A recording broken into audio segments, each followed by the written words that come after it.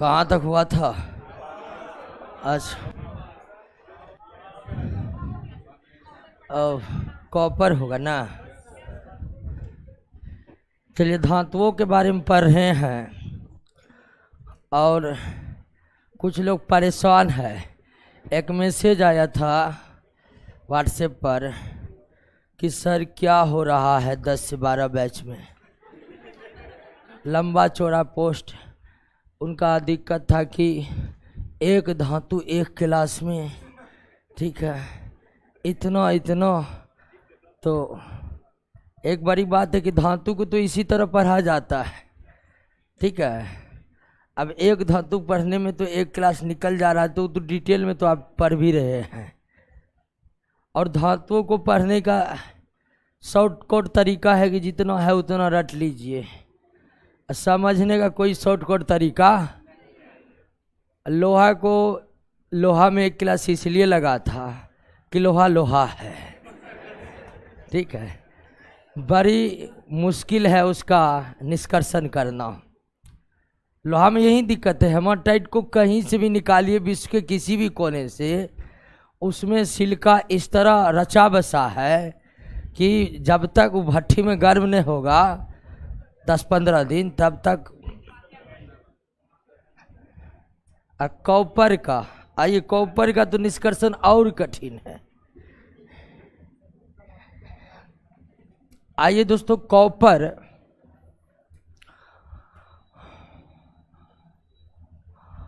और कॉपर जो है, संकेत तो इसका Cu होता है, और यह संकेत जो आया है कॉपर का, वह इसके लैटिन नाम क्यूपरम से आया है। किससे आया है? क्यूपरम। तो कॉपर का लैटिन नाम जो है क्यूपरम है, और क्यूपरम शब्द से ही निकला है Cu। तो कॉपर जिसका रासायनिक संकेत Cu है, उसका लैटिन नाम क्यूपरम है। और जब रासायनिक संकेत, आधुनिक रासायनिक संकेत जिसके जनक बर्जीलियस है, उनके सुझावों के आधार पर आप जानते हैं कि किसी भी तत्व का रासायनिक संकेत 3 तरह से लिखा जाता है। अंग्रेजी नाम का प्रथम अक्षर, या अंग्रेजी नाम का प्रथम के बाद कोई एक और अक्षर, और दूसरा कि लैटिन नाम को आप शॉर्ट कर दीजिए तो वह आपका क्या हो जाएगा? संकेत हो जाएगा। कॉपर पीरियोडिक क्लासिफिकेशन आप देख ही लिए होंगे, 11-4 है, यानी कि वर्ग 11 है और आवर्त क्या है? 4 है। कॉपर का वर्ग 11 और आवर्त 4 का सदस्य है यह कॉपर। कॉपर वर्ग 11 का है, तो आप कह सकते हैं कि ये भी एक संक्रमण धातु है। ये भी क्या आपका? संक्रमण धातु है या संक्रमण तत्व है। जितने भी संक्रमण तत्व है, कोई भी अधातु नहीं है, सारे के सारे धातु है। तो संक्रमण तत्व कॉपर है। और संक्रमण तत्व की एक खास विशेषता ये होती है कि उनके डी ऑर्बिटल पूरी तरह से भरे नहीं होते। संक्रमण तत्व या संक्रमण धातु की सबसे बड़ी विशेषता ये होती है कि उसका 3D ऑर्बिटल पूरी तरह से भरा नहीं होता है। लेकिन कॉपर की स्थिति कुछ अलग है। हम देख लेते हैं कॉपर की स्थिति क्या है। तो कॉपर का जो है एटॉमिक नंबर कितना होता है? 29 होता है। एटॉमिक नंबर 29 होता है। और इसका इलेक्ट्रॉनिक विन्यास हम लिखें तो 1s2 2s2 2p6, ठीक है। उसके बाद 3s2 3p6, और उसके बाद 4s2 और 3d9। इस तरह हो रहा अफबाऊ मीटर से। लेकिन अगर हम इलेक्ट्रॉनिक विन्यास में अफबाऊ के कॉन्सेप्ट को आजमाए तो अफबाऊ के कॉन्सेप्ट के तहत आपका कॉपर का इलेक्ट्रॉनिक विन्यास सामने है, लेकिन कॉपर का इलेक्ट्रॉनिक विन्यास ऐसा होता नहीं है। ये 4s में जो 2 इलेक्ट्रॉन आप दिए हैं, एक किस में चला जाता है? 3d में। किस में चला जाता है? 3D में, और 3D में इसके जगह क्या हो जाता है 10 हो जाता है, और 4s में कितना 1 हो जाता है, 4s में कितना 1 हो जाता है। तो कॉपर का जो ये 3D आपका 10 हो गया, तीसरा कक्षा एक जगह कर दिए हैं, और चौथा कक्षा को अलग कर दिए हैं। लेकिन याद रखना है कि इलेक्ट्रॉन पहले 4s में प्रवेश करता है और उसके बाद किस में प्रवेश करता है, तो पहला कक्षा 2, दूसरा कक्षा 8, तीसरा कक्षा 18 और अंतिम कक्षा 1। तो कॉपर भी संक्रमण तत्व है, संक्रमण धातु है। कॉपर भी संक्रमण तत्व है, संक्रमण धातु है, और इसके 3D ऑर्बिटल पूरा तरह से भरा हुआ है। इसका 3D ऑर्बिटल पूरा तरह से भरा हुआ। आप जानते हैं कि डी में अधिकतम कितना इलेक्ट्रॉन हो सकते हैं 10 इलेक्ट्रॉन हो सकते हैं। डी में अधिकतम कितना इलेक्ट्रॉन 10 इलेक्ट्रॉन हो सकते हैं, 10 इलेक्ट्रॉन इसमें मौजूद है। तो कॉपर संक्रमण धातु होकर भी इसका 3D ऑर्बिटल पूरी तरह से क्या होता है भरा होता है। संक्रमण तत्व संक्रमण धातु की सबसे बड़ी विशेषता यह है कि उनमें 3D ऑर्बिटल होते हैं, लेकिन वो पूरी तरह से भरे नहीं होते हैं। लेकिन कॉपर उसमें एक अपवाद है कि जिसका 3D ऑर्बिटल पूरी तरह से क्या है भरा हुआ है। 3D ऑर्बिटल पूरी तरह से क्या है भरा हुआ है। क्लियर हो गया। तो कॉपर जिसका लैटिन नाम क्या है दोस्तों क्यूपरम है। लैटिन नाम क्या है कुपरम है। पेरियोडिक क्लासिफिकेशन क्या है 11-4 यानी कि 11 वर्ग और आवर्त 4, क्योंकि आवर्त तो 7 ही होते हैं। ठीक है, तो 11 तो निश्चित तौर पर वर्ग ही होगा, तो 11-4 शॉर्ट में आप याद रखिएगा। कॉपर एक ऐसी संक्रमण धातु है, एक ऐसा संक्रमण तत्व है जिसका 3D ऑर्बिटल पूरी तरह से क्या है भरा हुआ है। 3D ऑर्बिटल पूरी तरह से भरा हुआ। और ध्यान रखिएगा कि कॉपर का जो इलेक्ट्रॉनिक कॉन्फ़िगरेशन है, इलेक्ट्रॉनिक विन्यास है, ये आपबाउ नियम से थोड़ा अलग है। ये आपबाउ नियम से थोड़ा आपबाउ नियम के आधार पर लिखेंगे तो 3D9 और 4s2 आ जाएगा, जबकि वैसा होता नहीं है। अब आइए दोस्तों कि हम जानते हैं कि कॉपर जो है बहुत कम अभिक्रियाशील है, 9 के बराबर।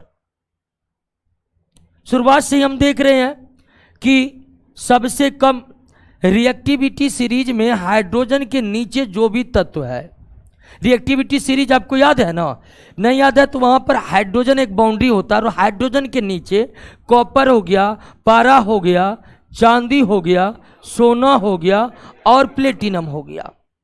ये सब धातु अभिक्रियाशील नहीं है, ये सब धातु अभिक्रियाशील धातु है ही नहीं।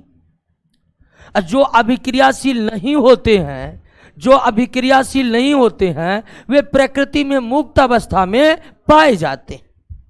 ये बात तो हम शुरू क्लास से हम जान रहे हैं कि जो भी धातु अभिक्रियाशील नहीं है, और कौन धातु अभिक्रियाशील नहीं है, तो रिएक्टिविटी सीरीज में हाइड्रोजन के नीचे जो धातु है कॉपर, पारा, चांदी, सोना, प्लेटिनम, ये धातु अभिक्रियाशील नहीं है। और जो धातु अभिक्रियाशील नहीं है वे प्रकृति में मुक्त अवस्था में पाए जाते हैं। लेकिन जो धातु अभिक्रियाशील नहीं है उनमें सबसे ज्यादा अभिक्रियाशील कौन हो जाता है कॉपर हो जाता है। सबसे टॉप पर कौन है कॉपर है। तो अभिक्रियाशील धातु, अभिक्रियाशील जो धातु नहीं है उनमें कॉपर की स्थिति जो है ना सबसे ऊपर है, यानी कि कॉपर थोड़ा बहुत अभिक्रिया करता है। तो कॉपर की स्थिति को देखिए तो कॉपर अधिकांशतः मुक्त अवस्था में ही पाया जाता है, अधिकांशतः मुक्त अवस्था में भी पाया जाता है। लेकिन भारत में इस मुक्त अवस्था वाली धातु स्तंभ के अयस्कों की कमी है, लगभग 9 के बराबर ही आपको भारतीय जमीन पर मुक्त अवस्था में कॉपर उपलब्ध है। एक कॉपर के कौन सा असम डिस्ट्रिक्ट में है जहां मुक्त अवस्था में कॉपर मौजूद है। लेकिन विश्व के कई देश है, अमेरिका है, साइबेरिया है, कई देश है जहां कॉपर जो है मुक्त अवस्था में उपलब्ध है। और कॉपर मुक्त अवस्था में क्यों उपलब्ध है, तो अभिक्रियाशील नहीं है। क्लियर हो गया, बात समझ गए। तो कॉपर बहुत कम अभिक्रियाशील है, बहुत कम। इसीलिए कई देशों में कॉपर के जो खाने हैं वहाँ कॉपर मुक्त अवस्था में मौजूद है। भारत में हालांकि मुक्त अवस्था में मौजूद कॉपरों की कमी है, और वैसे भी भारत में कॉपर का जितना ज़रूरत है उतना भारत में उत्पन्न नहीं हो पाता है। भारत कॉपर का आयातक देश है। हम अपने ज़रूरत के कॉपर के लिए हम अपने ज़रूरत का कॉपर विदेशों से क्या करते हैं, आयात करते हैं, क्योंकि मुक्त अवस्था में कॉपर मौजूद नहीं है। और अयस्कों से कॉपर प्राप्त करना यानी कॉपर के अयस्कों से कॉपर को निष्कर्षण करना बहुत कठिन कार्य है। इससे ये बहुत असुविधा वाली काम हो जाती है। क्यों हो जाती है उसको हम अभी देख रहे हैं, लेकिन हो जाती है। और भारत के पास इतनी टेक्नोलॉजी अभी भी मौजूद नहीं है कि वे कॉपर का पूरी तरह से निष्कर्षण करे और अपना उपयोग वाला कॉपर अपने ही सरजमी पर तैयार कर सके। ऐसा हो नहीं पाता है, इसीलिए हमें कॉपर का क्या करना पड़ता है, आयात करना पड़ता है। सबसे ज़्यादा उपयोग की जाने वाली धातु जो है लोहा, उसका हम लोग आयात नहीं करते बल्कि लोहा का निर्यात भी करते हैं। अधिकांश लोहा का बहुत ज़्यादा निर्यातक है भारत, लेकिन कॉपर का आयातक देश है भारत। क्यों? तो दो कारणों से मुक्त अवस्था में कॉपर मौजूद नहीं है भारत में, कई अन्य देशों में मौजूद है। और कॉपर के अयस्कों से कॉपर को प्राप्त करना बहुत ही खर्चीला साधन है, बहुत ही असुविधाजनक कार्य है। अब आइए कॉपर के अयस्कों पर। कॉपर के जो सबसे प्रमुख अयस्क है वो है आपका क्यूपराइट। क्यूपराइट दूसरा प्रमुख अयस्क है कॉपर पायराइटस। कॉपर पायराइटस ये लोहा के भी अयस्क के रूप में हम देखे थे, तो इसमें कॉपर भी मौजूद है। तीसरा प्रमुख अयस्क है मेलेकाइट। मेलेकाइट मेलेकाइट मेलेकाइट दूसरा प्रमुख अयस्क है एजुराइट। एजुराइट एजुराइट एजुराइट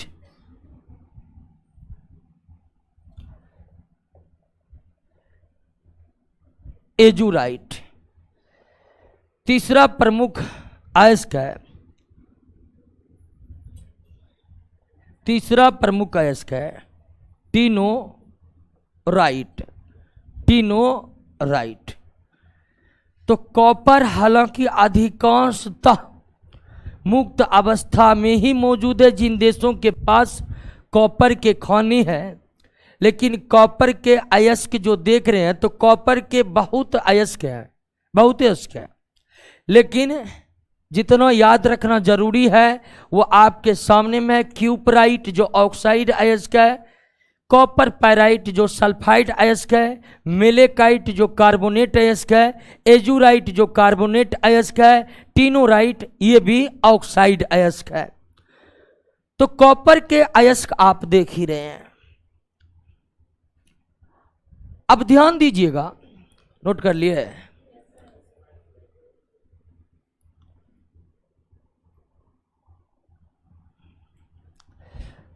क्यूपराइट ऑक्साइड अयस्क है, कॉपर पायराइट, पायराइट सल्फाइड अयस्क होता है, आप जानते ही हैं, पायराइट का मतलब सल्फेट, मेलेकाइट, एजोराइट, टिनोराइट, कॉपर के सारे अयस्क आप देख रहे हैं। अब कॉपर के जो मेलेकाइट एजोराइट वाला अयस्क है और क्यूपराइट वाला अयस्क है, इनसे कॉपर को निकालना बहुत आसान है। बात को समझ गए? मेलेकाइट अयस्क और एजुराइट अयस्क और एक ऊपर में जो है आपका क्यूपराइट अयस्क, इन तीनों अयस्कों से कॉपर को निकालना बहुत आसान काम है। कैसे आसान काम है? तो आइए देखते हैं कि मेलेकाइट, एजुराइट, क्यूपराइट से कॉपर निकालना कितना आसान है, इस बात को देख लीजिए। मेलेकाइट का फॉर्मूला था आपका कॉपर कार्बोनेट और इसमें जुड़ा हुआ है कॉपर हाइड्रोक्साइड। ये है आपका मेलेकाइट, ठीक है, मेलेकाइट। और दूसरा एजुराइट, ये है आपका, आगे 2 लगा दीजिए तो हो जाएगा आपका क्या, एजुराइट। तो मेलेकाइट और एजुराइट से कॉपर निकालना बिल्कुल आसान काम है, मात्र 2 स्टेप में कॉपर निकल जाता है। कैसे निकल जाता? तो पहले मेलेकाइट और एजुराइट का कॉपर हाइड्रोक्साइड गर्म करके उड़ा दिया जाता है, गर्म करके उड़ा दिया जाता है। बच गया क्या? कॉपर कार्बोनेट, बच क्या गया? Copper carbonate.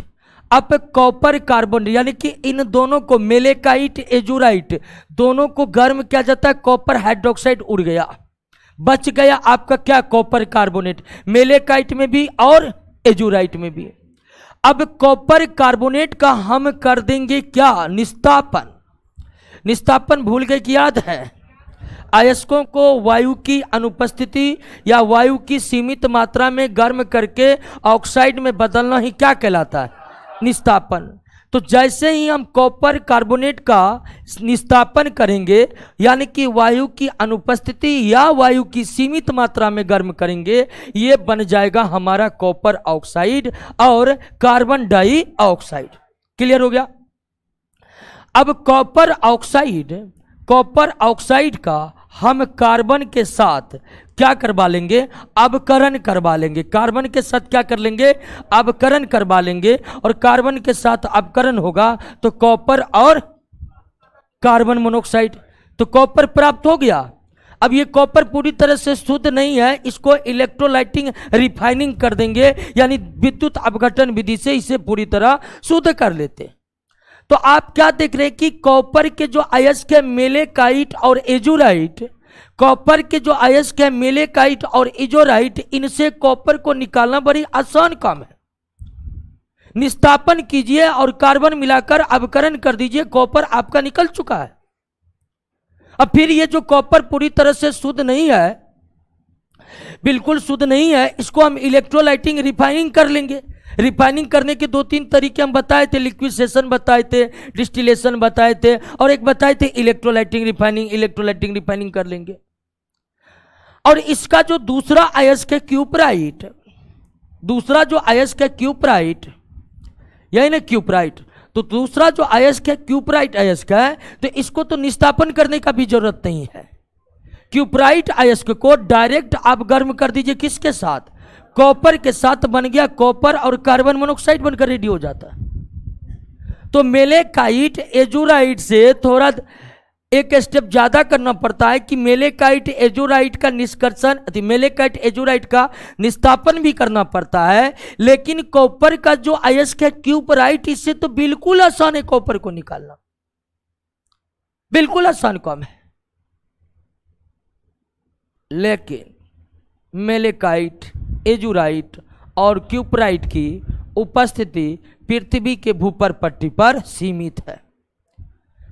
या तो कॉपर मुक्त अवस्था में मौजूद है जिन देश के पास है, मेलेकाइट एजुराइट और क्यूपराइट से कॉपर निकालना आसान है, तो इस यह अयस्क की उपलब्धता है ही नहीं, इस अयस्क की उपलब्धता है ही नहीं कि आप इससे व्यापक मात्रा में या जरूरत के हिसाब से कॉपर निकाल सकते हैं, कि उतना मेलेकाइट एजुराइट क्यूपराइट किसी के पास नहीं है। तो सवाल क्या है? सवाल यही है दोस्तों कि आपके पास मुक्त अवस्था वाला कॉपर मौजूद है, निकालिए, रिफाइन कीजिए, यूज कीजिए। अगर कॉपर को निष्कर्षण करना है दोस्तों, कॉपर को निष्कर्षण अगर किया जाता है, कॉपर जिन अयस्कों से प्राप्त किया जाता है वो है आपका कॉपर पायराइड दोस्तों, वो है आपका क्या? कॉपर पायराइड से, वो आपका क्या है? कॉपर पायराइड से। यही अयस्क उपलब्ध है, कॉपर निकालना है किसी भी देश को तो इसी से निकालना पड़ेगा। बात को समझे कि नहीं? कॉपर प्राप्त करने की एक बड़ी असुविधा यह है कि कॉपर जिन अयस्कों से आसानी से प्राप्त हो सकता है, यानी कि मेलेकाइट, एजोराइट और क्यूपराइट से, उन अयस्कों की उपलब्धता है ही नहीं। उपलब्धता किन अयस्कों की? तो उपलब्धता कॉपर पायराइट की है। उपलब्धता किसकी है? कॉपर पायराइट की है। आपको इसी से कॉपर निकालना पड़ेगा। भारत में भी जितने कॉपर निकाले जाते हैं, हालांकि भारत में जितना कॉपर का डिमांड है वो 100% आयात नहीं किए जाते हैं, कुछ हद तक भारत में भी कॉपर उत्पादन किया जाता है। तो भारत में भी जितना कॉपर उत्पादित किया जाता है वो किससे किया जाता है? कॉपर पायराइट से किया जाता है। और कॉपर पायराइट से कॉपर प्राप्त करना बहुत कठिन कार्य, बहुत कठिन कार्य।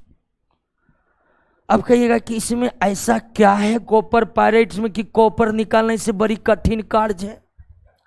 ध्यान दीजिएगा दोस्तों कि कठिन क्यों है कॉपर पायराइट से कॉपर निकालना। उनके 3 मुख्य कारण है। उनके कितने मुख्य कारण? 3।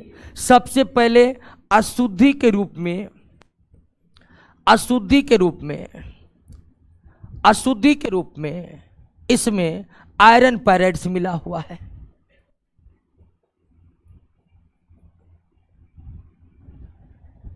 कॉपर पायराइट से कॉपर प्राप्त करने में सबसे पहली कठिनाई क्या आ रहा है? सबसे पहली कठिनाई आ रहा है कि अशुद्धि के रूप में इसमें फेरस लो पायराइट मिला हुआ है या आयरन पायराइट मिला हुआ है। अब ये आयरन पायराइट जो मिला हुआ है इसमें, आप देख रहे हैं ना आयरन पायराइट, ये अशुद्धि को निकालना बहुत कठिन हो जाता है। तो कॉपर पायराइट से कॉपर को प्राप्त करने में दिक्कत जो आती है उसमें पहला दिक्कत यही है कि कॉपर पायराइट का अशुद्धि कौन है? Iron pyrite. कॉपर पायराइट का अशुद्धि कौन है? आयरन पायराइट से है। और इस अशुद्धि को निकालना बहुत टफ काम है। एक दिक्कत कि ये कॉपर पायराइट में मिला है, मिला हुआ ही गड़बड़ चीज है आयरन पायराइट्स। दूसरा दिक्कत है इसमें कि कॉपर में लोहे की तुलना में, कॉपर में लोहे की तुलना में ऑक्सीजन से कम अभिक्रिया करता है, कम अभिक्रिया करता है तथा सल्फर से अधिक अभिक्रिया करता है, अधिक अभिक्रिया करता है। कॉपर पायराइट से कॉपर निकालने में दूसरी सबसे बड़ी दिक्कत यह है कि कॉपर में लोहा की तुलना में ऑक्सीजन से कम, अभी कॉपर, इसको हटा देते हैं, कॉपर जो है लोहा के तुलना में ऑक्सीजन से कम अभिक्रिया करता तथा सल्फर से अधिक अभिक्रिया करता है। अब ये बात किस प्रकार से दिक्कत करती है कॉपर पायराइट से कॉपर निकालने में, थोड़ा सा आप समझिएगा। ये सल्फाइड अयस्क है। सल्फाइड अयस्क को ऑक्साइड में बदलने के लिए रोस्टिंग किया जाता है, भर्जन किया जाता है। भर्जन करते समय अयस्क को वायु की उपस्थिति में क्या किया जाता है? गर्म किया जाता है। तो जब इस कॉपर पायराइट जो कि सल्फाइड अयस्क है, जो कि कॉपर पायराइट जो कि सल्फाइड अयस्क है, इस सल्फाइड अयस्क को हम रोस्टिंग करते हैं। सल्फाइड अयस्क को क्या करते हैं? रोस्टिंग करते हैं। सल्फाइड अयस्क को रोस्टिंग जो करते हैं तो हम ऑक्सीजन की उपस्थिति में इसको गर्म करते हैं। अब ऑक्सीजन की उपस्थिति में जब इसको गर्म करते हैं तो आपको कॉपर ऑक्साइड ना मिलकर लोहा ऑक्साइड मिल जाता है। आप इसको ऑक्साइड में बदलने के लिए इसको ऑक्सीजन की उपस्थिति में जब गर्म करिएगा ना तो आपको कॉपर ऑक्साइड नहीं मिलेगा, जबकि क्या मिल जाएगा? लो ऑक्साइड ही मिल जाएगा। कारण क्या? कारण यह है कि कॉपर लोहा के तुलना में ऑक्सीजन से कम अभिक्रिया करता है और सल्फर से अभिक्रिया करने की प्रवृत्ति कॉपर में अधिक है। तो इसको वायु के उपस्थिति में गर्म करके जब रोस्टिंग करते हैं तो रोस्टिंग में दिक्कत क्या आता है कि लोहा ऑक्साइड बनकर रेडी होता है और कॉपर सल्फाइड बनकर रेडी होता है। हमको ऑक्साइड बनाना है, अब बनता क्या है, सल्फाइड बन जाता है। एक दिक्कत यही है, ये सल्फर से अभिक्रिया करने की प्रवृत्ति पता नहीं कॉपर में कहां से आ गई है, कौन से गुण ये इसके हैं। तो कॉपर का एक बड़ी खराबी चीज है कि हम जानते हैं कि अभिक्रियाशील यह है नहीं। बंद कर दो, बंद कर दो, बहुत कमेंट आ रहा है, बंदे कर दो। क्या हुआ है? बंद कर दो, बंद कर दो, बंद करो, इसको बंद करो। अब ध्यान दीजिए कि कॉपर लोहा के तुलना में ऑक्सीजन से कम अभिक्रिया करता है तथा सल्फर से अधिक अभिक्रिया करता है। सल्फर से अधिक अभिक्रिया करता है। तो सल्फर से अधिक अभिक्रिया करने के कारण भर्जन करने पर कॉपर ऑक्साइड में ना बदलकर किस में बदल जाता है? सल्फाइड में बदल जाता है। किस में बदल जाता है? सल्फाइड में बदल जाता है। और आपका कॉपर सल्फाइड में बदल जाता है, यानी कि ये जो सल्फर की उपस्थिति है ये कॉपर को ऑक्साइड में बदलने नहीं देता है, जिस कारण से सल्फर को कॉपर का शत्रु कहा जाता है। क्या कहा जाता है? सल्फर को कॉपर का क्या कहा जाता है? शत्रु कहा जाता है। और इसीलिए कहा जाता है कि कॉपर पायराइड को जब रोस्टिंग करके कॉपर ऑक्साइड में बदलने का प्रयास किया जाता है, ऑक्साइड में बदलने का प्रयास किया जाता है, तो क्या बनकर रेडी रह जाता है? सल्फाइड। या कॉपर में ऑक्सीजन से ज्यादा सल्फर से अभिक्रिया करने की जो प्रवृत्ति अधिक है, सल्फर से अभिक्रिया करने की प्रवृत्ति अधिक है, इसी कारण सल्फर को कॉपर का क्या कहते हैं? क्लियर हो गया? बात समझ गए? तो पहली दिक्कत कॉपर पायरेट से कॉपर प्राप्त करने में कि अशुद्धि के रूप में लौह पायरेट मिला हुआ है। अशुद्धि के रूप में लौह पायरेट मिला हुआ है। उसके बाद दूसरी गड़बड़ी है कि कॉपर लोहा के तुलना में ऑक्सीजन से कम अभिक्रिया करता है तथा सल्फर से अधिक अभिक्रिया। और तीसरा दिक्कत यही है कि रोस्टिंग करने से तीसरा अभी तुरंत बता ही दिए हैं, भर्जन करने के उपरांत, भर्जन करने के बाद कॉपर ऑक्साइड के जगह कॉपर सल्फाइड बन जाता है। कॉपर सल्फाइड बन जाता है। कॉपर सल्फाइड बन जाता है। क्लियर? बात को समझ गए? तो कॉपर पायराइट जहां भी कॉपर निष्कर्षित किया जाता अयस्कों से, जिस भी देश में, तो किस अयस्क से? कॉपर पायराइट से। मेलेकाइट, एजुराइट और क्यूपराइट से कॉपर निकालना आसान तो है, लेकिन उन अयस्कों की उपलब्धता नहीं है। उन अयस्कों की उपलब्धता और कॉपर पायराइट से कॉपर को निकालना बहुत कठिन कार्य है। क्यों है? तो 3 कारण इसके हैं। कितने कारण? कॉपर पायराइट से कॉपर प्राप्त करना सबसे कठिन कार्य इसलिए है कि अशुद्धि के रूप में लौह पायराइट से है, जिसको निकालना संभव नहीं हो पाता। दूसरा दिक्कत है कि कॉपर में लोहा के अपेक्षा ऑक्सीजन से अभिक्रिया करने की प्रवृत्ति कम होती है और सल्फर से अभिक्रिया करने की प्रवृत्ति अधिक होती है। यही कारण है कि कॉपर का शत्रु तत्व किसे कहा जाता है? सल्फर को कहा जाता है। क्या कहा जाता है? तीसरी दिक्कत है कि जब हम पायराइट, चूंकि वो सल्फाइड अयस्क है, इसीलिए सल्फाइड अयस्क को ऑक्साइड में बदलने के लिए भर्जन का उपयोग किया जाता है। तो कॉपर पायराइट्स का जब हम भर्जन करते हैं, तो कॉपर ऑक्साइड की जगह में क्या प्राप्त हो जाता है?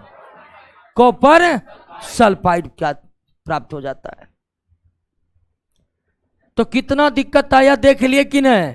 कॉपर पायराइट से कॉपर प्राप्त करना बहुत कठिन कार्य है। इनके 3 प्रमुख कारण है। तीनों प्रमुख कारण समझ गए?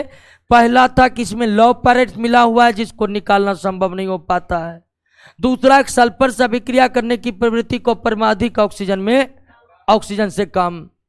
और तीसरा कि भर्जन करके जब हम कॉपर ऑक्साइड बनाएंगे तो क्या प्राप्त होगा? कॉपर सल्फाइड प्राप्त होगा। क्या प्राप्त होगा? कॉपर सल्फाइड प्राप्त होगा। क्लियर हो गया? बात समझ गए? कोई दिक्कत नहीं ना? अब कहिए कि 3 प्रकार के दिक्कत है, तो क्या कॉपर पायरेट से कॉपर प्राप्त नहीं किया जा सकता? तो बिल्कुल किया जा सकता है। कॉपर पायरेट से कॉपर बिल्कुल प्राप्त किया जा सकता है। अब बिल्कुल कैसे कॉपर पायरेट प्राप्त किया जाता है, तो आप ध्यान दीजिएगा। कॉपर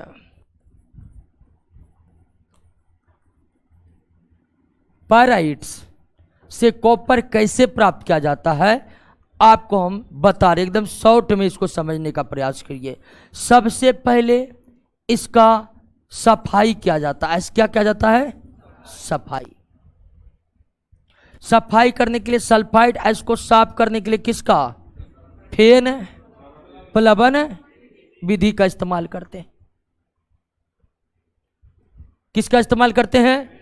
फेन प्लवन विधि का इस्तेमाल करते हैं। सफाई सबसे पहले कॉपर पैड की हम लोग सफाई करते। सफाई किस विधि से करते हैं?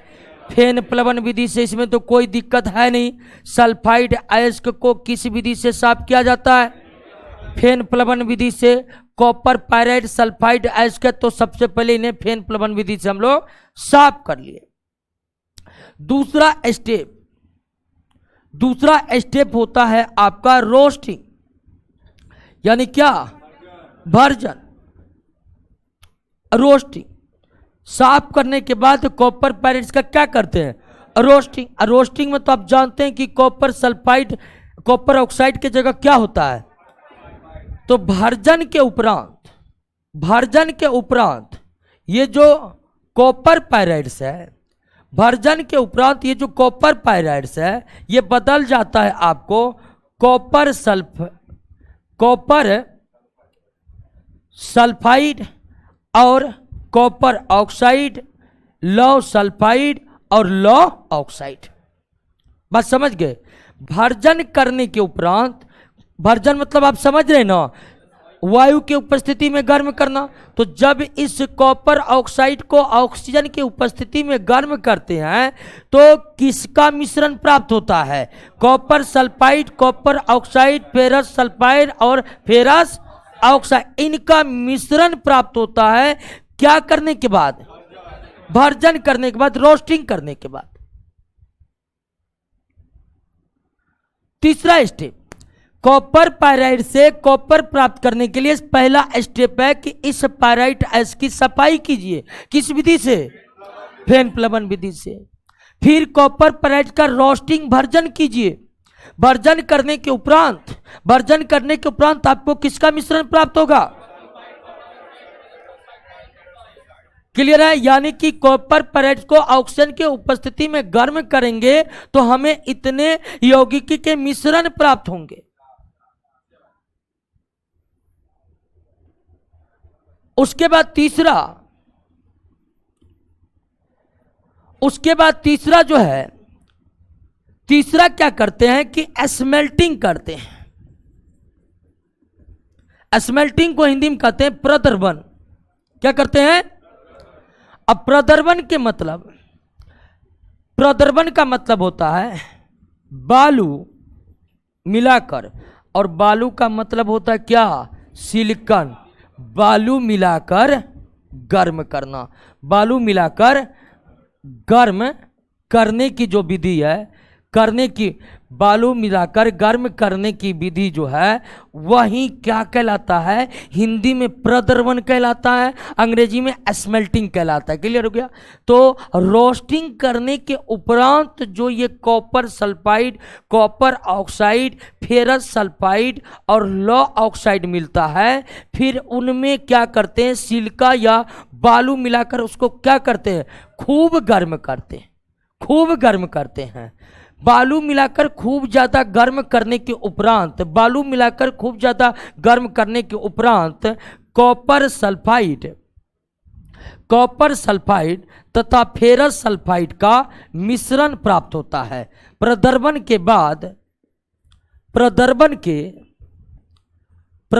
के बाद कॉपर सल्फाइड और फेरस सल्फाइड का मिश्रण प्राप्त होता है। क्या प्राप्त होता है?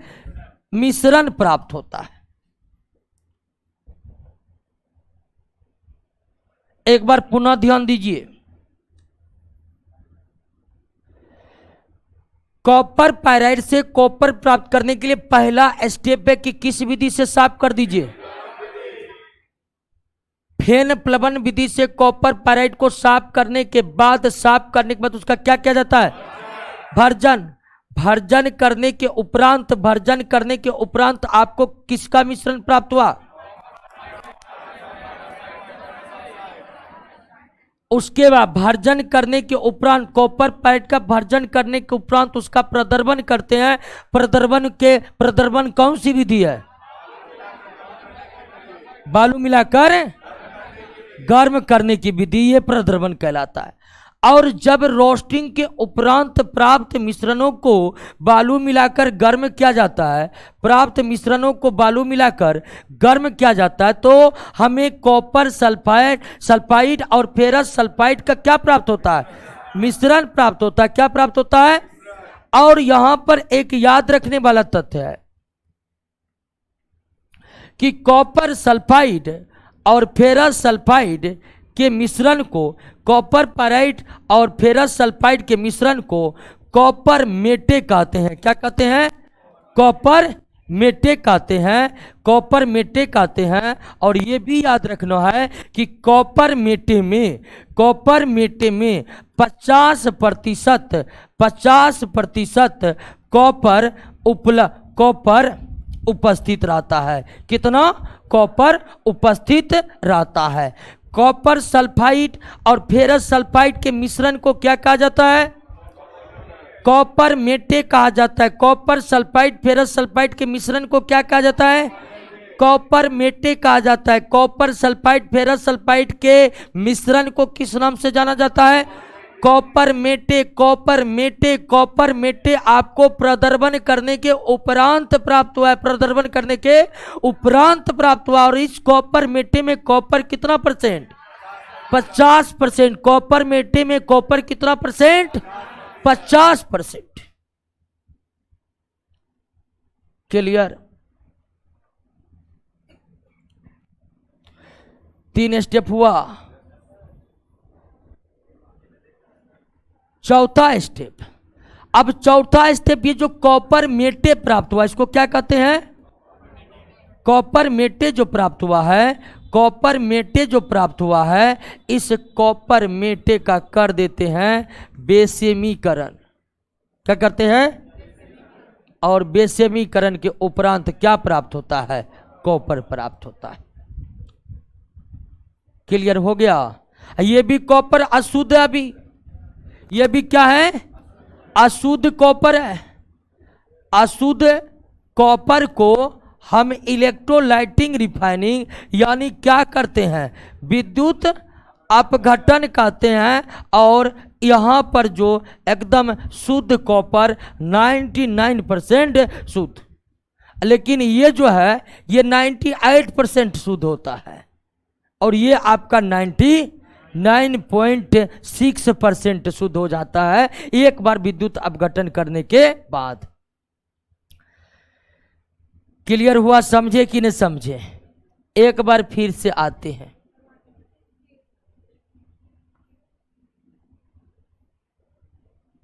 एक बार फिर से आइए, समझ लीजिए थोड़ा प्रोसेस। कॉपर को आपको प्राप्त करना है तो मेलेकाइट, एजुराइट, क्यूपराइट से कॉपर प्राप्त करना बिल्कुल आसान काम है। लेकिन वो अयस्क किसी के पास है ही नहीं। किसी के पास है तो है, लेकिन भारत के पास नहीं है। भारत में जितना भी कॉपर निकाला जाता है कॉम्ब्लैक, वो किससे? कॉपर पायराइड से। कॉपर पायराइड से कॉपर निकालना कितना कठिन कार्य है, इसके 3 कारण हम बताए थे। तीनों कारण याद हुआ? 3 कारण थे, लेकिन फिर भी उन तीनों कारणों के बाद भी कॉपर पायराइड से ही कॉपर निकालना मजबूरी है। कॉपर पायराइड से कॉपर निकालने के लिए पहले कॉपर पायराइड का फेन प्लवन विधि से क्या किया जाता है? क्योंकि सल्फाइड अयस्क को हम किस विधि से साफ करते हैं? फेन प्लवन विधि से साफ करते हैं। उसके बाद कॉपर पायराइड का क्या करते हैं? भर्जन करते हैं। कॉपर पायराइड का भर्जन करने के उपरांत copper sulphate, copper oxide, ferrous sulphide और फेरस ऑक्साइड, इनका मिश्रण प्राप्त होता है। भर्जन के उपरांत प्राप्त मिश्रण को बालू मिलाकर स्मेल्टिंग करते हैं, बालू मिलाकर गर्म करते हैं। बालू मिलाकर गर्म करने पर, प्रदर्पण करने पर हमें कॉपर मेटे प्राप्त होता है। कॉपर मेटे प्राप्त होता है। और कॉपर मेटे में कॉपर कितना %? 50%। और कॉपर मेटे से जो कॉपर प्राप्त होता है किस विधि के द्वारा? बेसिमीकरण विधि के द्वारा। कॉपर मेटे से जो कॉपर प्राप्त होता है किस विधि के द्वारा? बेसिमीकरण के द्वारा। बेसिमीकरण के प्राप्त कॉपर जो है वो लगभग 98% शुद्ध होता है। फिर भी 99.6% शुद्ध करने के लिए हम इस कॉपर का एक बार क्या कर देते हैं? विद्युत अपघटन कर देते हैं। क्या कर देते हैं? विद्युत अपघटन करते हैं। कॉपर प्राप्त हो गया। लेकिन भारत में कॉपर पायराइड से जितना कॉपर मिलता है वह भारत के जरूरत के हिसाब से नहीं होता है, इसलिए भारत कॉपर का आयातक देश है। इसलिए भारत कॉपर का क्लियर हुआ? बात समझ गए? तो copper pyrite clear. Class record हो रहा है कि नहीं जी?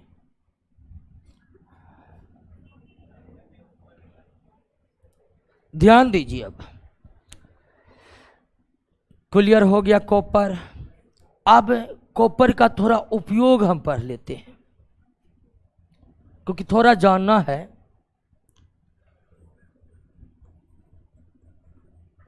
थोड़ा सा इसका चर्चा कर लेते हैं, क्योंकि करना जरूरी है। शुद्ध अवस्था में कॉपर ज़्यादा उपयोगी है, मतलब शुद्ध अवस्था में भी कॉपर का व्यापक तौर पर इस्तेमाल किया जाता है। शुद्ध अवस्था में यौगिक का तो इस्तेमाल उतना नहीं किया जाता है, लेकिन कॉपर का इस्तेमाल शुद्ध अवस्था में भी बहुत ज़्यादा होता है। और किसमें होता है ये बात आप समझ लीजिए, वो होता है बिजली का तार। बिजली का तार सबसे ज्यादा। जितने घरों के बिजली वायर होते हैं वो किससे बने होते हैं? कॉपर से बने होते हैं। उसके ऊपर प्लास्टिक कवर चढ़ा होते, कॉपर से बने होते हैं। तो शुद्ध अवस्था में भी कॉपर का बहुत ज्यादा इस्तेमाल किया जाता है। बिजली उपकरण जितने होते, बिजली के तार जो होते हैं वो तो लगभग 90% कॉपर के ही तैयार होते, 90%। अब पोल पर दौड़ता जो है तार वो एल्युमिनियम के होते हैं, वहां कॉपर का इस्तेमाल करना एक बहुत ही महंगी व्यवस्था हो जाएगी, तो नहीं किए जाते हैं। एल्युमिनियम का बहुत उचित रहता है पोल पर का तार उपयोग करने में। लेकिन घरेलू वायर सबसे ज्यादा कॉपर के ही बनाए जाते हैं। और कॉपर क्यों बनाए जाते हैं? तो आप जानते हैं कि चांदी के बाद विद्युत का दूसरा सबसे बड़ा सुचालक धातु जो वो कौन है? कॉपर। तो कॉपर में एक खास विशेषता है कि चांदी के बाद दूसरा सबसे बड़ा विद्युत का चालक कौन है? कॉपर है। तो चांदी का तार बनाना तो और भी ज्यादा उपयुक्त रहेगा, लेकिन ये हम कर नहीं सकते, वो कॉपर से भी ज्यादा महंगा हो जाएगा। तो शुद्ध अवस्था में कॉपर का सबसे ज्यादा उपयोग बिजली का तार बनाने में होता है। और दूसरा आपको एक और चीज याद रखना होगा, कैलोरीमीटर। क्या बनाने में होता है? कैलोरीमीटर। जिस तरह थर्मामीटर से ताप को मापते हैं, कैलोरीमीटर से किसको मापा जाता है? ऊष्मा को मापा जाता है। कैलोरीमीटर एक ऐसा उपकरण है जिससे किसको मापा जाता है? ऊष्मा को मापा जाता है। थर्मामीटर से टेम्परेचर को और कैलोरीमीटर से ऊष्मा को। खासकर तब जब हम ये जानना चाहते हैं कि कौन वस्तु कितना ऊष्मा अवशोषित किया और कौन वस्तु कितना ऊष्मा उत्सर्जित किया, ये किससे मापा जाता है? और कैलोरीमीटर बनाने का सबसे उपयुक्त धातु तो वो तो चांदी है, लेकिन किसका बनाया जाता है? कॉपर। आप समझ रहे होंगे क्या? क्योंकि कॉपर ना सिर्फ विद्युत का दूसरा सबसे बड़ा चालक है, बल्कि उसके साथ साथ ऊष्मा का भी दूसरा सबसे बड़ा चालक कौन है? कॉपर है। और अधिकांश धातु विद्युत के साथ जिस प्रकार का व्यवहार करते हैं, ऊष्मा के साथ भी उसी तरह का व्यवहार करते हैं। यानी कोई धातु विद्युत का अच्छा सुचालक है तो वह ऊष्मा का भी अच्छा सुचालक होता है कैलोरीमीटर में। उसके बाद तीसरा है तारित चालक, लाइटिंग कंडक्टर बनाने में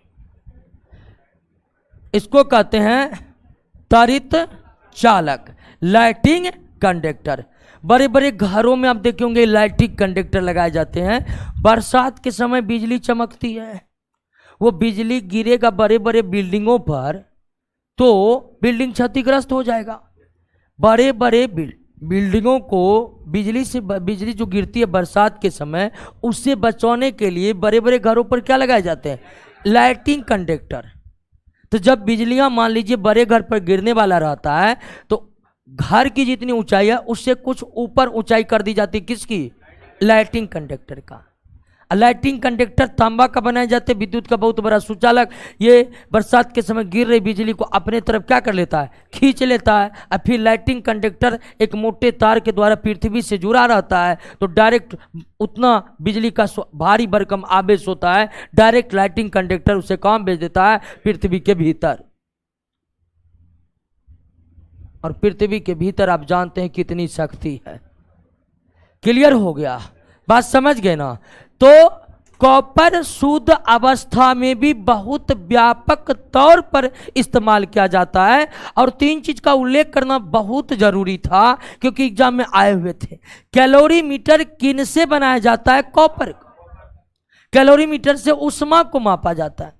लाइटिंग कंडक्टर कॉपर से बनाया जाता है और इसके उचित कारण है। अगर ये पूछ दे कि लाइटिंग कंडक्टर या कैलोरीमीटर बनाने के लिए कॉपर ही क्यों ज्यादा उपयोगी है, तो लाइटिंग कंडक्टर कैलोरीमीटर बनाने के लिए तो सबसे ज्यादा उपयुक्त कौन रहेगा? चांदी। लेकिन उपलब्धता और महंगा होने के कारण इसका इस्तेमाल करना बहुत ज़्यादा मतलब एक महंगी प्रक्रिया हो जाएगी, इसलिए हम इसके जगह कॉपर, क्योंकि कॉपर का इस्तेमाल करते हैं। चांदी के बाद सबसे बड़ा विद्युत का ऊष्मा का सुचालक कौन है? कॉपर।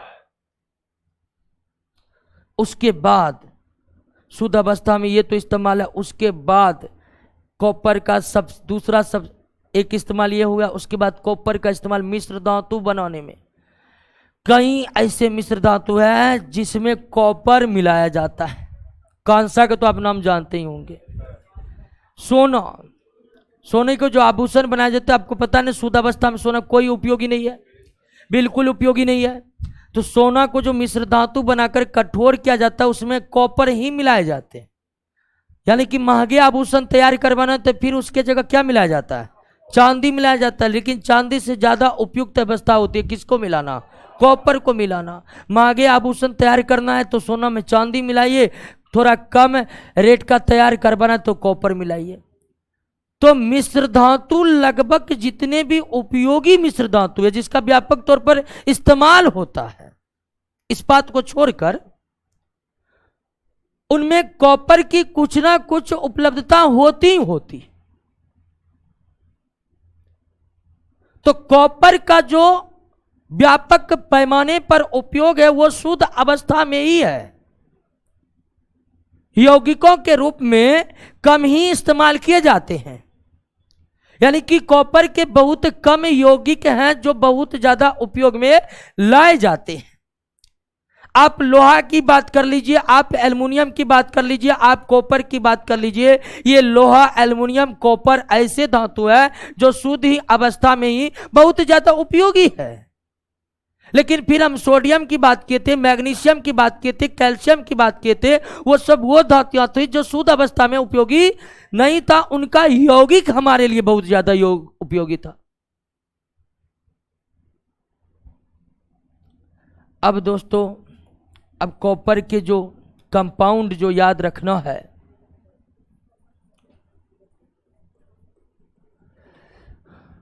कॉपर का पहला कंपाउंड आपको याद रखना है कॉपर सल्फेट, और इसमें जल के कितने अणु जुड़े होते हैं? और ये नीले रंग की होता है। किसका होता है? नीला रंग का। नीला रंग का होने के कारण इसे क्या कहते हैं? नीला थोथा कहते हैं या कशिश कहते हैं। अंग्रेजी में हालांकि एक ही नाम है, ब्लू विट्रियोल। Blue vitriol. तो कॉपर सल्फेट के बारे में याद रखना पड़ेगा। कॉपर सल्फेट, इसका एक और नाम है तुतिया। कॉपर सल्फेट को एक और बकायदा ये पूछा हुआ प्रश्न है कि तुतिया का रासायनिक नाम क्या है। तो तुतिया का रासायनिक नाम कॉपर सल्फेट है। तो कॉपर का जो सबसे महत्वपूर्ण कंपाउंड है कॉपर सल्फेट।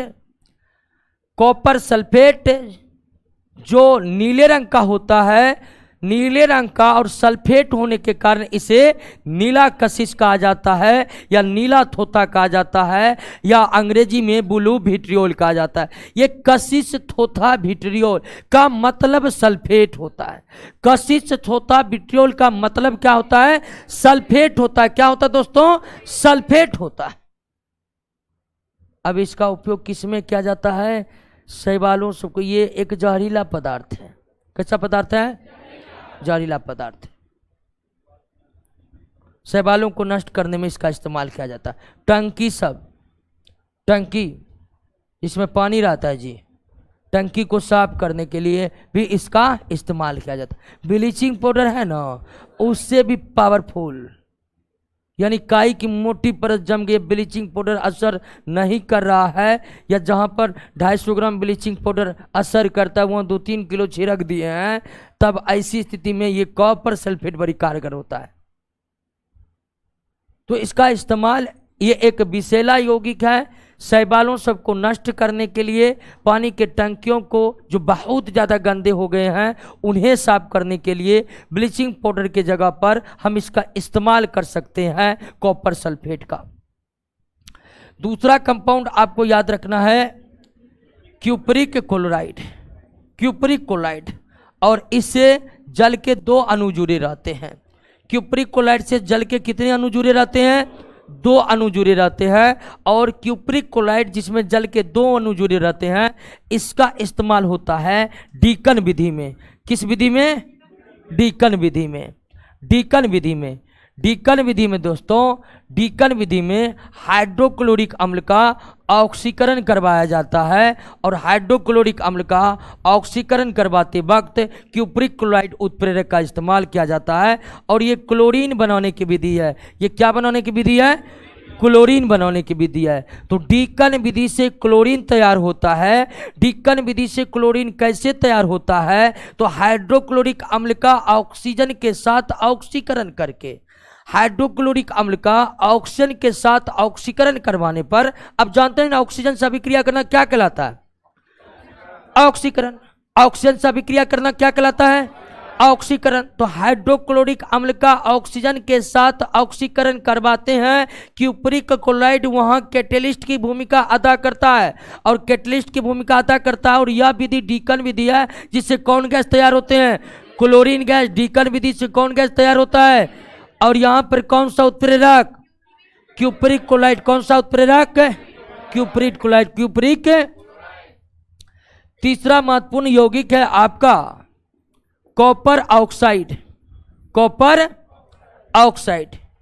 कॉपर नहीं, इसे क्यूपरस ऑक्साइड पढ़ते हैं। क्या पढ़ते हैं? Cuprous oxide. Cuprous oxide. और क्यूपरस ऑक्साइड जो है दोस्तों, इसको रूबी सिल्वर के नाम से जाना जाता है। ठीक है? किस नाम से? सॉरी सिल्वर नहीं, रूबी कॉपर के नाम से जाना जाता है। ठीक है? क्यूपरस ऑक्साइड के बारे में एक तथ्य याद रखने वाली ये है कि क्यूपरस ऑक्साइड, जो अयस्को के रूप में भी इसका नाम लिए थे हम लोग, क्यूपरस ऑक्साइड, एक होता है क्यूपरिक ऑक्साइड। देखिए CuO को क्या पढ़ते हैं?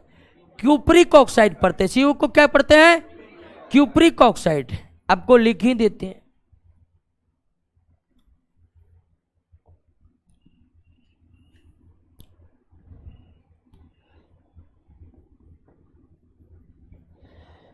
ये तो सेम हो गया। CuO, इसको पढ़ते क्या? क्यूप्रस पढ़ते हैं, सॉरी, हाँ क्यूप्रिक ऑक्साइड। तो रूबी सिल्वर क्यूप्रस को कहा जाता है। रूबी सिल्वर रूबी कॉपर किसको कहा जाता है? क्यूप्रस। तो यहां पर आप देखिएगा, इसमें कॉपर की वैलेंसी 1 है, इसमें कॉपर की वैलेंसी 2 है। कम वैलेंसी को अस, अधिक वैलेंसी को इक। तो Cu2O को क्यूप्रस ऑक्साइड पढ़ते हैं और CuO को क्या पढ़ते हैं? क्यूप्रिक ऑक्साइड पढ़ते। क्या पढ़ते हैं? क्यूप्रिक ऑक्साइड पढ़ते हैं। तो ये जो क्यूप्रस ऑक्साइड है इसको रूबी कॉपर के नाम से जाना जाता है। क्यूप्रस ऑक्साइड को रूबी कॉपर के नाम से जाना जाता है। ये एक तथ्य आप याद रखिएगा। तो कंपाउंड में आपको यही 4 को याद रखना है, काफी है कॉपर से संबंधित सवालों का जवाब देने के लिए।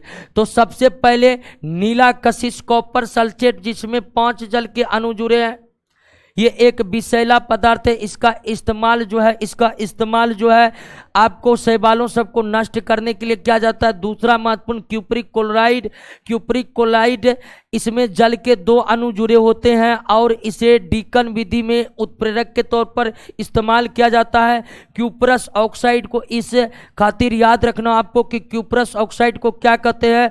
रूबी कॉपर कहते हैं। क्यूप्रस ऑक्साइड को क्या कहते हैं? और क्यूप्रिक ऑक्साइड। अब क्यूप्रिक ऑक्साइड क्लियर हो गया? कोई दिक्कत नहीं ना?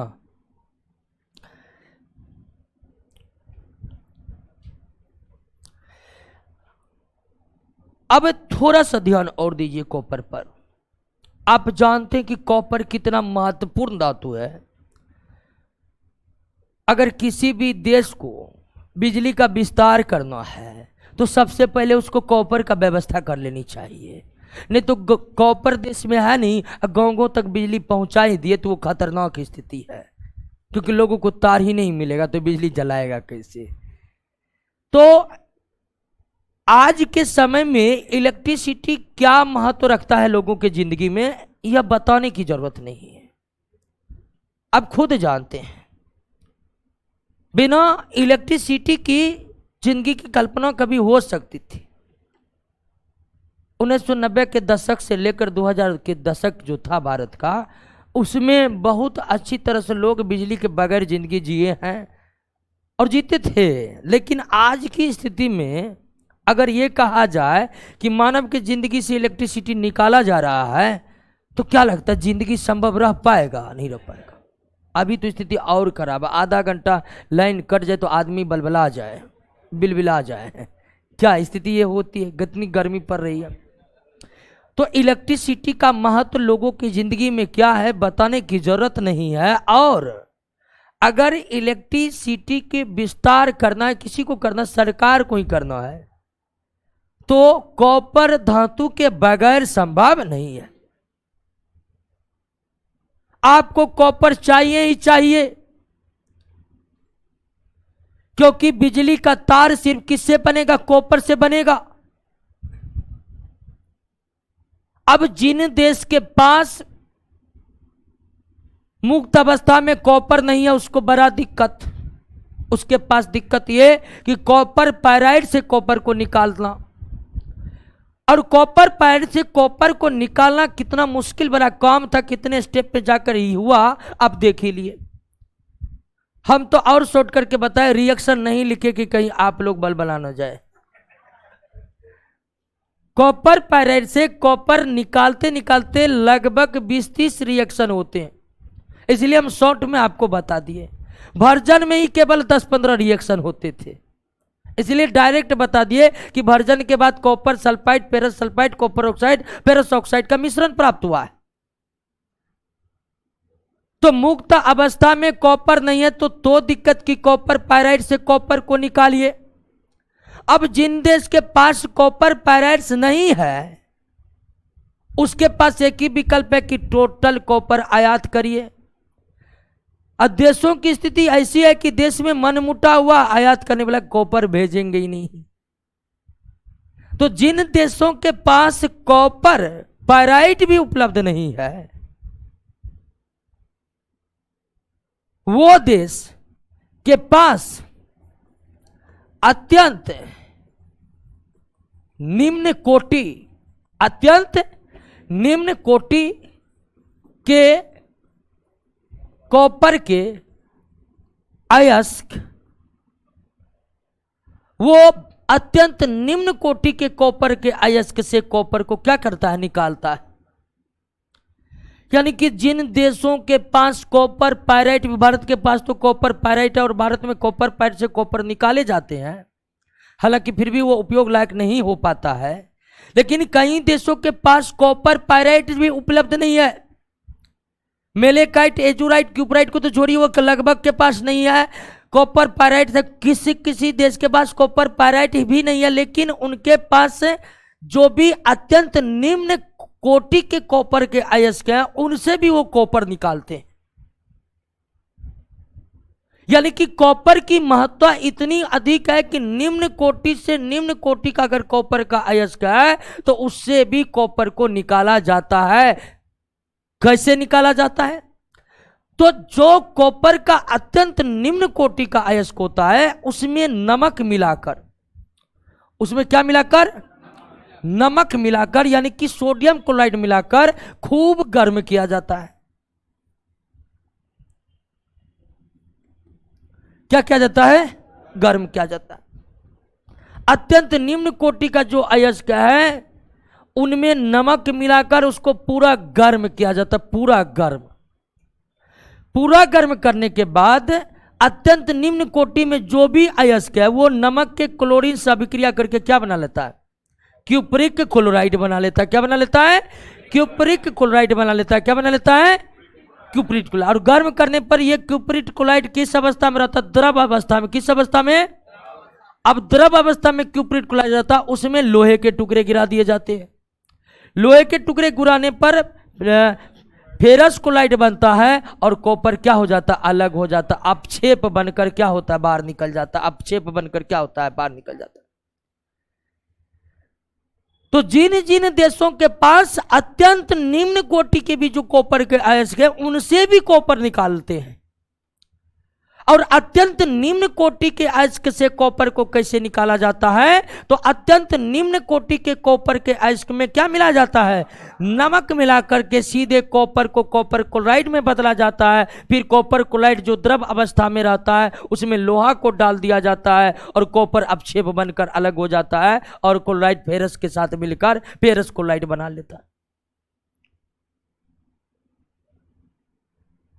यानी कि अयस्क और खनिज का कॉन्सेप्ट तांबा पर आकर फैल हो जाता है दोस्तों। निम्न से निम्न कोटि के जो अयस्क है तांबा के उनसे भी कई देश को ऊपर निकालते हैं। कैसे निकालते वो आपके सामने में है दोस्तों। क्लियर है? बात समझ में आ गई? कॉपर में अब कोई दिक्कत नहीं ना?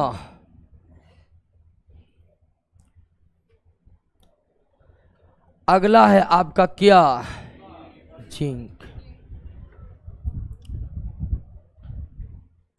समझ गए ना? कॉपर बहुत समझ गया। अब इससे ज्यादा प्रश्न बनाइएगा, कॉपर से रिलेटेड प्रश्न बनेगा। आइए, दूसरा धातु है जिंक। पीरियोडिक क्लासिफिकेशन इसका कितना है? 12-4 है। 12-4 जिंक। एक बात शुरुआत में ही हम लोग समझे थे कि लगभग जितने भी धातु है वे चांदी की तरह सफेद होते हैं। इसके दो अपवाद थे, एक सोना और दूसरा तांबा, कॉपर। सोना ऐसी धातु है जो पीले रंग की होती है और कॉपर ऐसी धातु है जो लाल रंग। जिंक धातु जो है यह श्वेत रंग की होता है, लेकिन शुद्ध अवस्था में जिंक धातु पर लालिमा होती है, यानी कि लाल रंग का कलर हल्का फल्का इस पर रहता है। यानी कि आप कह सकते कि जिंक जो है श्वेत लाल होते हैं। क्या? श्वेत लाल होते हैं। तो जिंक धातु होते तो सफेद है, लेकिन इस पर इसके जिंक के शुद्ध अवस्था पर हल्की लालिमा होती है दोस्तों। तो जिंक जिसका पीरियोडिक क्लासिफिकेशन 12-4 है, यानी कि वर्ग 12 और आवर्त 4, यानी कुल मिलाकर ये भी संक्रमण धातु है। ये भी कैसी धातु है? संक्रमण धातु। और इसका परमाणु संख्या 30 होता है। 1s2, 2s2, 2p6, 3s2, 3p6, 4s2 और 3d10। सारा कक्षा एक जगह कर दिया है, लेकिन आपको तो पता ही है।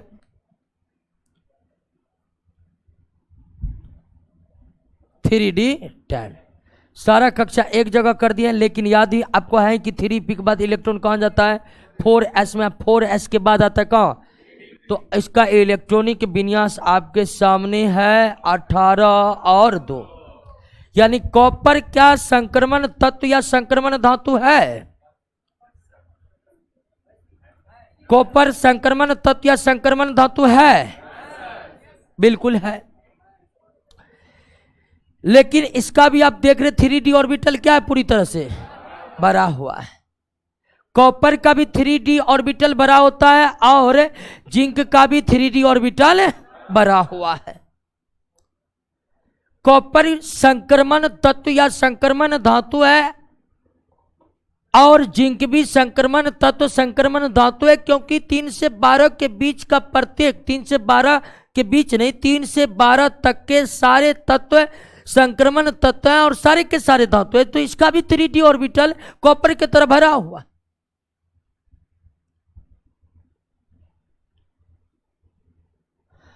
अब आइए जिंक के अयस्क पर।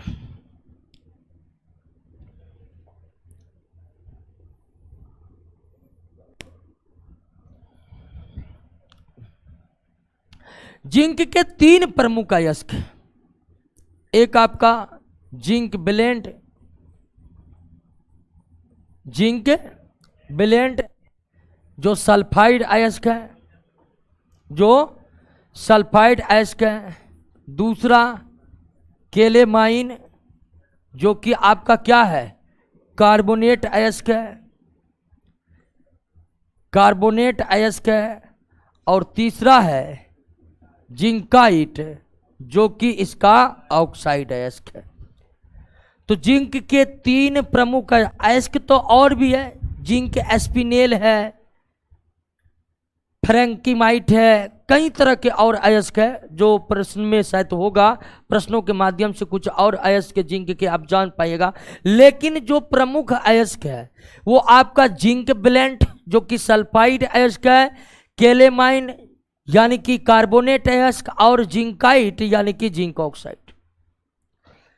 अब जिंक जो प्राप्ति किया जाता है या तो जिंक ब्लेंड से या केलामाइन से, क्योंकि यही दोनों अयस्क की उपलब्धता पृथ्वी के ऊपर पट्टी पर है। जिंकाइट की उपलब्धता है नहीं। तो जिंक ब्लेंड, जिंक जो निकाला जाता है तो वह या तो जिंक ब्लेंड से सबसे ज्यादा किस विधि से निकाला जाता है? जिंक ब्लेंड से। और थोड़ा बहुत किससे निकाला जाता है? केलामाइन से। लेकिन जिंकाइट से जिंक को प्राप्त किया नहीं जाता है। जिंकाइट से जिंक को प्राप्त किया नहीं जाता है। जिंक को प्राप्त किया जाता है तो जिंक ब्लेंड और केलामाइन से, जिंक ब्लेंड और केलामाइन से। अब जिंक ब्लेंड और केलामाइन से जिंक कैसे प्राप्त किया जाएगा? आप कई सारे धातु पढ़ चुके हैं और सारे धातु की काफी डिटेल में जाकर हम आपको बता रहे हैं कि कैसे धातु की प्राप्ति होती है। अब आपके सामने जिंक ब्लेंड है, केलामाइन है। क्या इन दोनों धातु से आप जिंक को निकाल सकते हैं?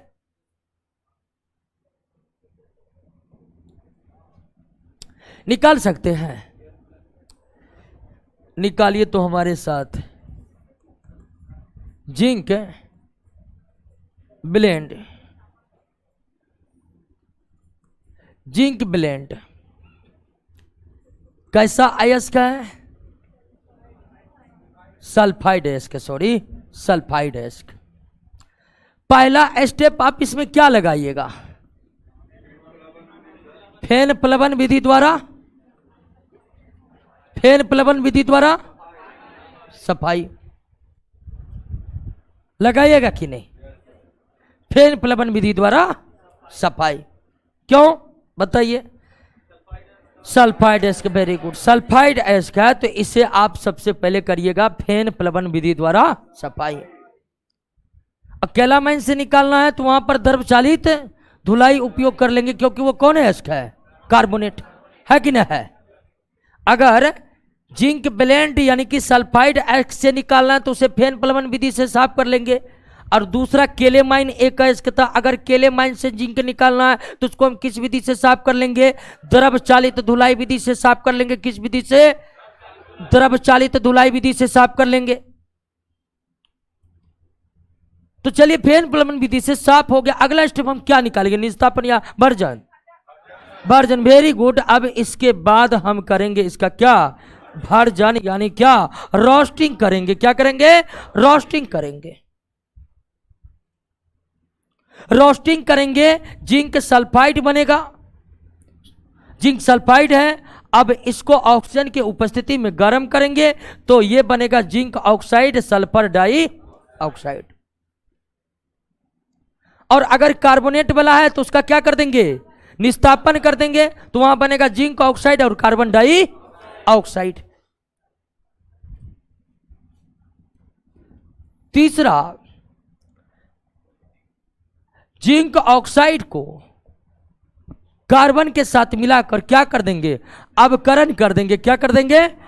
अवकरण कर देंगे और बनेगा जिंक और कार्बन मोनोऑक्साइड।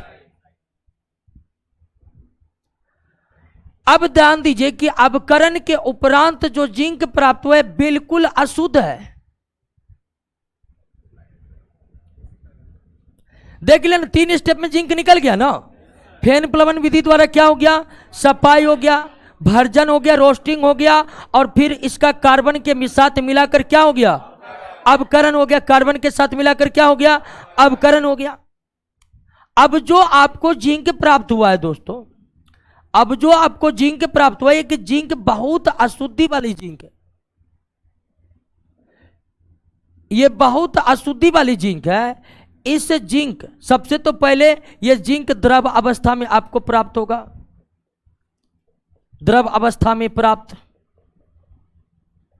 और दूसरा, इस जिंक में अशुद्धि बहुत ज्यादा रहता है। अशुद्धि के रूप में क्या क्या रहता है? लोहा रहता है, सीसा रहता है, आर्सेनिक रहता है, एंटीमनी रहता है। इतना चीज इसमें अशुद्धि के रूप में। और ऐसे जिंक को क्या कहते हैं? एस्पेल्टर कहते हैं। क्या कहते हैं? एस्पेल्टर कहते हैं। ऐसे जिंक को क्या कहते हैं? एस्पेल्टर कहते हैं। ऐसे जिंक को क्या कहते हैं? अवकरण के उपरांत हमने जिंक ब्लेंड से जिंक कैसे प्राप्त किया? अब देखें, जिंक ब्लेंड को पहले फेन प्लवन विधि के द्वारा साफ किए, फिर रोस्टिंग करके जिंक ऑक्साइड बनाए। जिंक ऑक्साइड को कार्बन के साथ मिलाकर गर्म करने पर जिंक प्राप्त हुआ। अब जो ये जिंक प्राप्त होता है अवकरण के उपरांत ये द्रव अवस्था में रहता है और इसमें ढेर सारे धातु अशुद्धि के रूप में मिली होती है। अशुद्धि युक्त इस जिंक को हम एस्पेल्टर कहते हैं। अशुद्धि युक्त इस जिंक को हम क्या कहते हैं? एस्पेल्टर कहते हैं। अशुद्धि युक्त इस जिंक को क्या कहते हैं? एस्पेल्टर कहते हैं।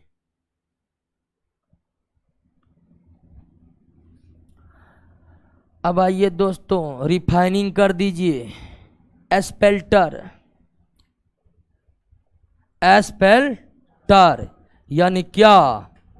अशुद्ध जिंक। अशुद्ध जिंक, इसका कर देते हम क्या? विद्युत अपघटन। विद्युत अपघटन आपको प्राप्त होगा 99% शुद्ध जिंक। क्लियर हो गया? जिंक निकल गया है, लेकिन उतनी उपयोगिता है नहीं। मिश्र धातु बनाने में इस्तेमाल होता है, कुछ यौगिक है इसका काफी ज्यादा इस्तेमाल होता है। तो जिंक निकल गया कि नहीं निकल गया? कैलामाइन से भी जिंक अब इसी तरह निकालेंगे, क्योंकि कैलामाइन और जिंक ब्लेंड, कैलामाइन को आप द्रव चालित धुलाई से साफ कर लीजिएगा, उसके बाद उसका कैल्सिनेशन कर लीजिएगा और वहां पर भी आपको जिंक ऑक्साइड प्राप्त होगा। जिंक ऑक्साइड कब प्राप्त होगा? तो फिर वो भी यहीं पर आ जाएगा। तो पूरा का पूरा जिंक का निष्कर्षण जिंक के कैलामाइन और जिंक ब्लेंड अयस्क से ही किया जाता है। कैलामाइन और जिंक ब्लेंड अयस्क से, कैलामाइन और जिंक ब्लेंड अयस्क से अब आपको जिंक प्राप्त करने में कोई दिक्कत होगा? बताइए, होगा? समझ गए? कोई दिक्कत नहीं ना? आइए, जिंक का कंपाउंड है, जिंक का कंपाउंड उपयोगी है बहुत। एस्पेल्टर किसे कहते पता चला? किसे कहते हैं? तांबा और जिंक का क्वेश्चन आज के आज जाकर बना लीजिएगा, ठीक है ना? एस्पेल्टर पूछा हुआ प्रश्न, एस्पेल्टर। जिंक का कौन कौन सा कंपाउंड? तो सबसे पहले जिंक सल्फेट, और इसमें कितना? इससे पहले पढ़े थे दोस्तों फेरस सल्फेट, और खुद तुरंत अभी पढ़े हैं कॉपर सल्फेट। जानते हैं इस सब को विट्रियोल कहते हैं। अब देखिए कि ये उजले रंग होने के कारण इसे क्या कहते हैं? श्वेत कशिश। ये हरे रंग के होने के कारण इसे क्या बोले थे? हरा कशिश। और यह आपका नीले रंग होने के कारण क्या बोले थे? कशिश को थोथा भी बोलते हैं, कशिश को क्या बोलते हैं? और इंग्लिश में बोलते हैं विट्रियोल। इंग्लिश में क्या बोलते हैं? तो ये तीनों कंपाउंड को आप याद रखिएगा, परीक्षा में कई बार घुमा फिरा कर पूछे गए हैं। Zinc sulphate, ferrous sulphate, copper sulphate. एक तो सल्फेट को हम कशिश या तोता या फिर अंग्रेजी में विट्रियोल कहते हैं। सल्फेट युक्त खनिजों को कशिश या थोथा या अंग्रेजी में विट्रियोल कहा जाता है, और इनके विशेष रंग होने के कारण इन्हें रंगों के नाम से भी जाना जाता है। तो जिंक सल्फेट रंगहीन होता है, और रंगहीन होने का मतलब श्वेत होता है। श्वेत रंग को ही हम रंगहीन बोलते हैं, कलरलेस भी बोलते हैं। तो जिंक सल्फेट श्वेत रंग का होता है या रंगहीन होता है, इसीलिए इसे हम श्वेत कशिश बोलते हैं, रंगहीन कशिश भी बोल सकते हैं। फेरस सल्फेट हरे रंग का होता है तो इसे हरा कशिश या हरा तोता। कॉपर सल्फेट नीले रंग का होता है तो नीला कशिश।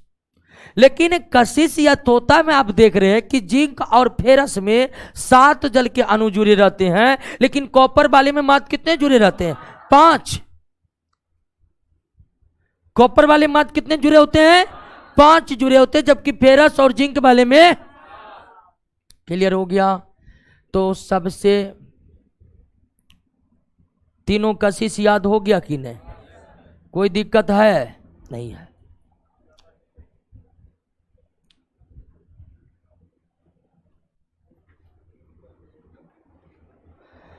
तो जिंक सल्फेट श्वेत कशिश या रंगहीन कशिश, इसका इस्तेमाल होता है कैलिको प्रिंटिंग में।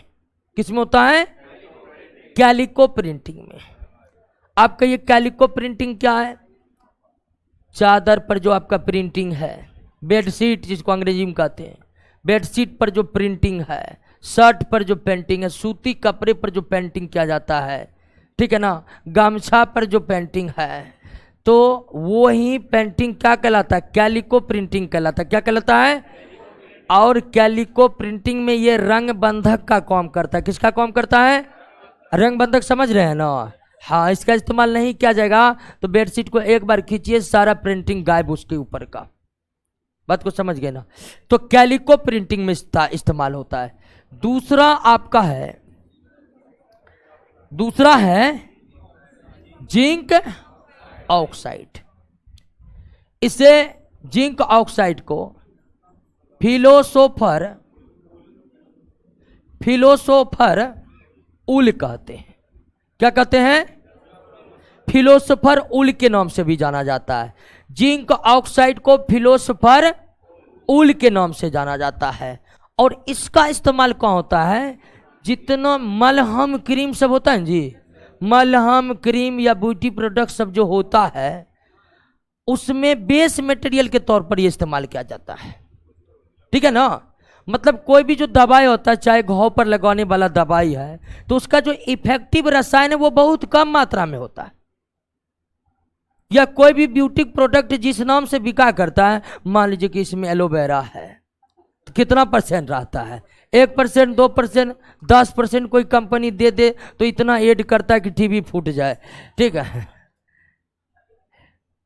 सही बात है। ऐड जो चलता है, अब टीवी देखते हैं, टीवी ने मोबाइल पर तो आजकल ऐड चलते रहता है मोबाइल पर, लेकिन वही जोमेटो और Dream11 का आजकल ऐड चल रहा है। तंग आ गए दोनों ऐड से। लेकिन हम कल तो एकदम हम फिक्स करवा कर अब ऐड फ्री करना है यूट्यूब को।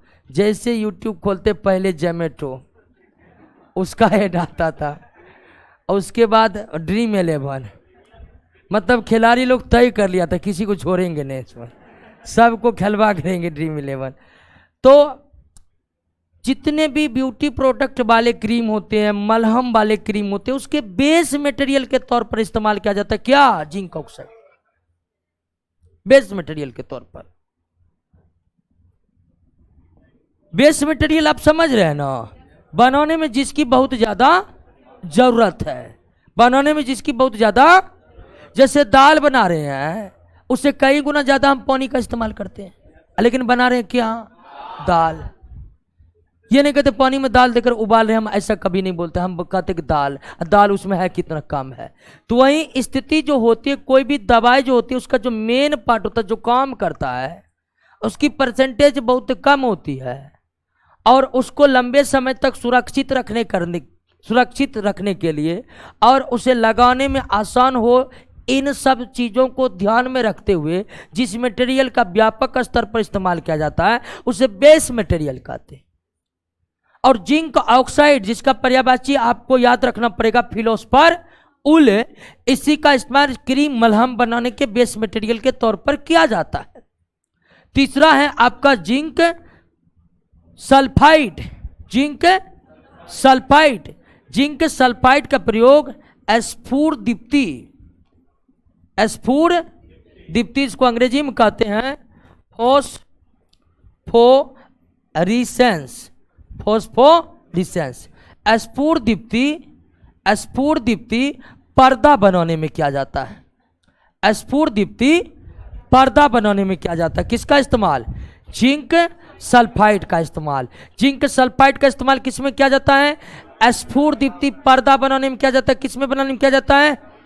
स्फुर दीप्ति पर्दा बनाने में।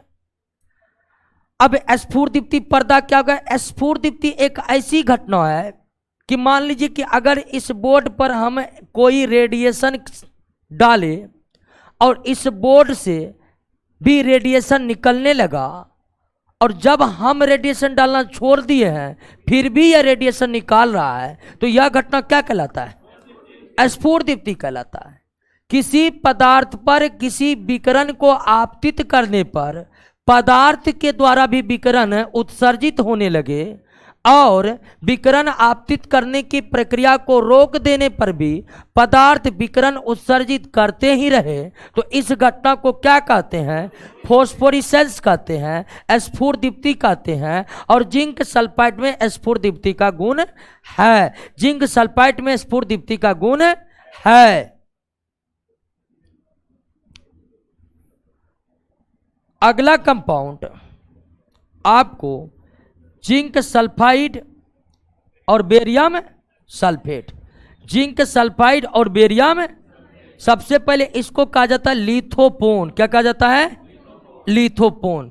जिंक सल्फाइड और बेरियम सल्फेट के मिश्रण को क्या कहते हैं? लिथोपोन कहते हैं। जिंक सल्फाइड और बेरियम सल्फेट के मिश्रण को क्या कहते हैं? लिथोपोन कहते हैं। ये याद रखना पड़ेगा। और इसका भी इस्तेमाल पेंटिंग कार्य में या रंगाई के लिए जो पेंट बनते हैं उसको बनाने में इसका इस्तेमाल होता है। उसके बाद जिंक क्लोराइड।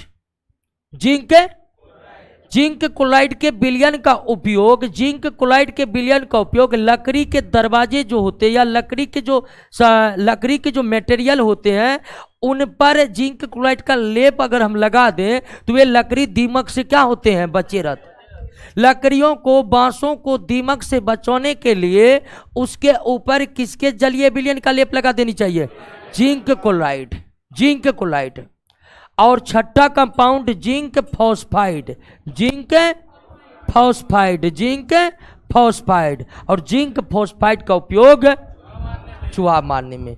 वैसे जिंक फॉस्फाइड नहीं, कोई भी फॉस्फाइड रहेगा वो विषैला ही होगा, क्योंकि फास्फोरस खुद क्या है, विषैला है। अब फास्फोरस विषैला है तो वो जिंक के साथ जाए कि कॉपर के साथ जाए, जिसके साथ जाए वो विषैला ही बना रहेगा। कोई भी फॉस्फाइड होगा वो क्या होगा दोस्तों, विषैला ही होगा। कोई भी फॉस्फाइड होगा वो क्या होगा, विषैला होगा। तो ज्यादातर चूहा के विष में जिंक फॉस्फाइड रहता है। लेकिन आप याद रखिए कोई भी कंपाउंड अगर फॉस्फाइड है तो उसकी प्रकृति विषैली है और उसका उपयोग चूहा मारने के साथ साथ आदमी मारने में किया जा सकता है दोस्तों। ऐसा नहीं कि चूहे तो मरता है। क्लियर हो गया? तो पहला कंपाउंड श्वेत कशिश painting calico printing. Calico printing क्या है समझे कि नहीं समझे? जिंक ऑक्साइड फिलोसफर ओल क्रीम मलहम का बेस मटेरियल। जिंक सल्फाइड स्फूर दीप्ति पर्दा बनाने में इस्तेमाल किया जाता है। लिथोपोन किसका मिश्रण है, लिथोपोन किसका मिश्रण है? जिंक क्लोराइड के जलीय विलयन लकड़ी या बांस पर लेप लगा देने से वो दीमक से बचा रहता है। जिंक फॉस्फाइड चूहा। क्लियर हो गया? कॉपर जिंक खत्म हो गया। अब दोस्तों ध्यान दीजिए, आगे चांदी सोना पारा शीशा है। चांदी सोना पारा, इस सब को निकालने की कोई जरूरत, सीधे निकालिए, यूज करिए। मतलब चांदी सोना धातु की जो बात करिएगा ये मुक्त अवस्था में मौजूद है। निकालिए, हल्का फल्का साफ करिए और उपयोग लायक हो गया।